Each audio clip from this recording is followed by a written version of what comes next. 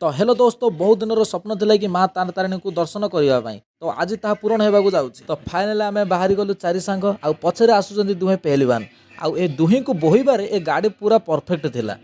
गाड़ी रे जाऊ जाऊ देखिलु जने भाई आक्रोश बिकुचंदी तो सेठी पेट थंडा करिया पई आमे सेठी रही गलु आउ 2 ग्लास आक्रोश मारला पर ओह कि शांति। सेठु पुणी आमे बाहरी गलु आउ ए द्वार देखि आपण माने जानि पारुथबे जे आमे कोउडी पहुंची गलु। फाइनली आमे मां को मेन गेट रे पहुंच जाई एई माउसी को ठारू पूजा सामान नै पुणी बाहरी सेठी पहुंचला पर समीर भाई कहला मु सीडी रे चढ़ी परिबेनी।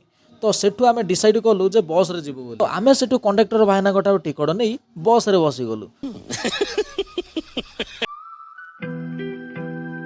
तो फाइनाली जय मां तारा तारिणी माँ को दर्शन करी आसी देखिलु एठी मनीष आ मांकड़ भितर किछि फरक आ एपटे आम समीर भाई गोटे मांकड़ को नड़िया देबा परे मांकड़टीर धन्यवाद देबा शैली किछि अलग थिला। तो यही पुणी देखा आउ एक वीडियो रे।